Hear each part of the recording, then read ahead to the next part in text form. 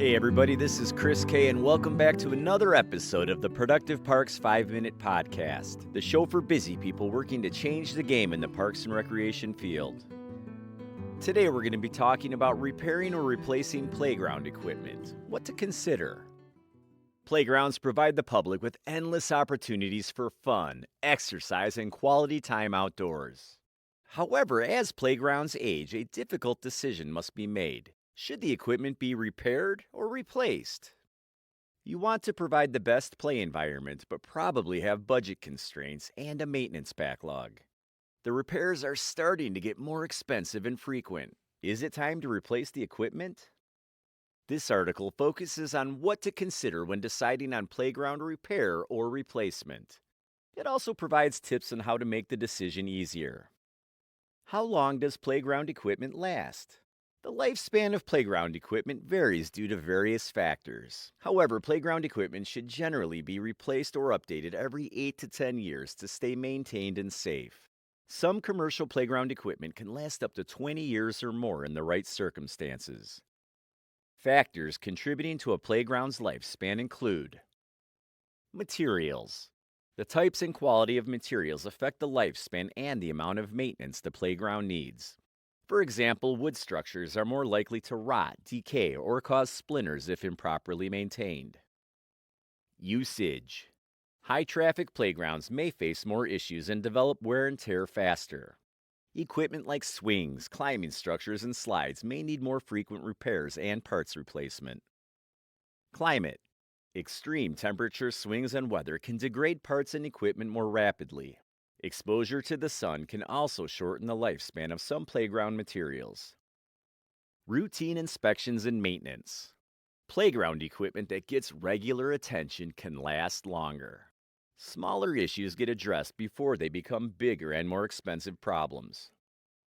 Assessing playground equipment. Your maintenance team needs to conduct regular playground inspections as part of a comprehensive preventative maintenance plan. Low frequency and high frequency inspections should occur at regular intervals. Low frequency playground inspections are more detailed and occur less often. During these inspections, your staff thoroughly checks all aspects of the playground and surrounding area. Low frequency inspections allow your agency to get a comprehensive snapshot of the playground's condition.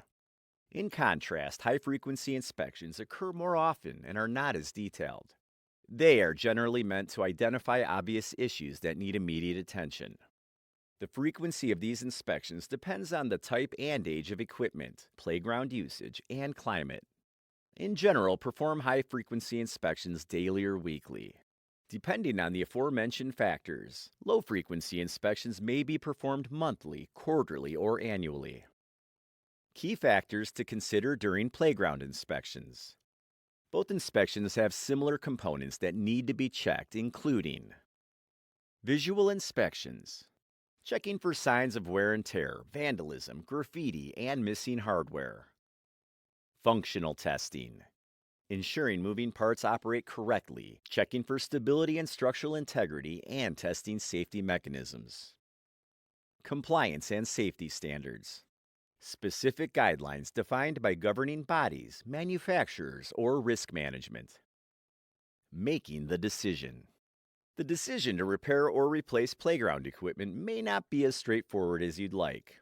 Considering budgets, resources, current and future projects, community input, and other factors can make things more complicated. Before deciding, here are some things to review. Inspection work history. Historical records can be a big help in determining whether it's time to repair or replace. If the playground equipment regularly fails inspections or needs constant repairs, it may be better to invest in new equipment. Playground equipment work history should detail previous preventative maintenance and repairs. Also, records of replaced playground parts can help you calculate the overall maintenance costs of the playground so far. Do a current conditions assessment. Conduct a thorough inspection to determine all of the needs of the playground equipment.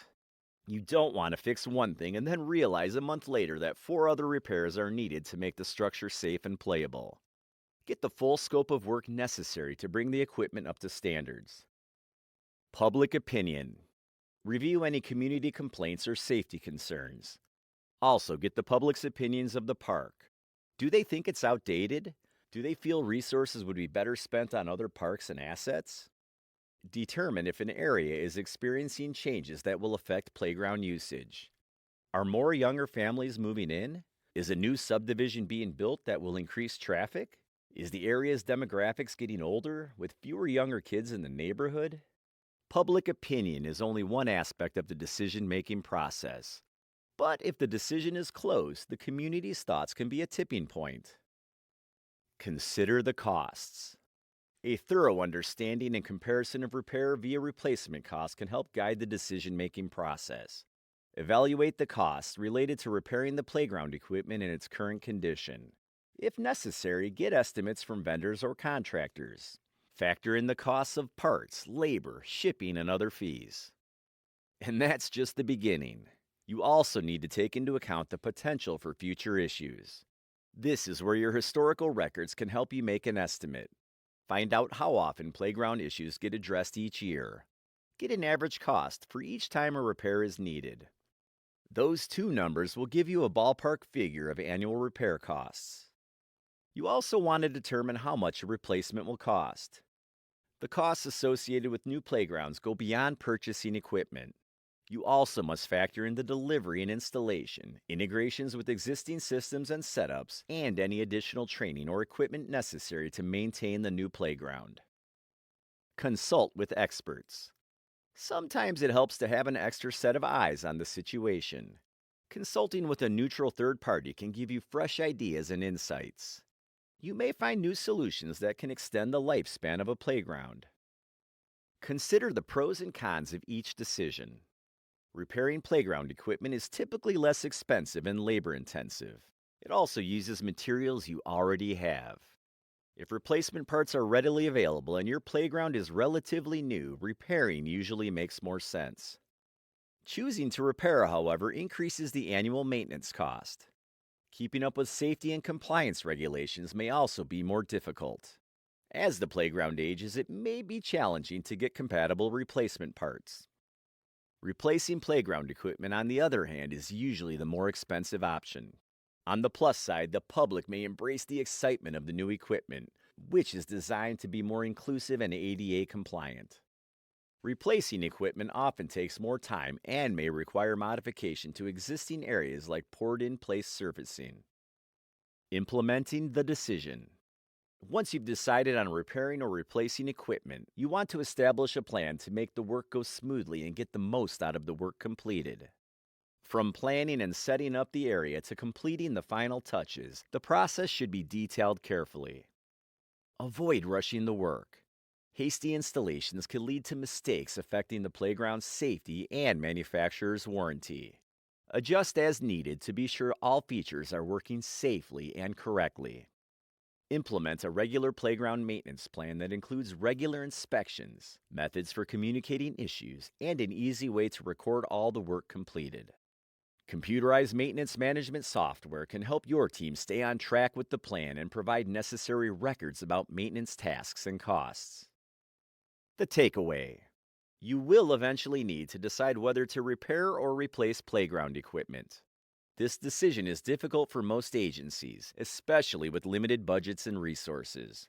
Thorough inspections, detailed records of previous work, and an understanding of your playground's usage and lifespan can make the big decision easier for your agency. Well, that's a wrap. With spring right around the corner, we hope that you found this episode meaningful. Thanks again for listening to the Productive Parks Podcast. Make sure to tune in each week for more tips on how to make your agency more productive.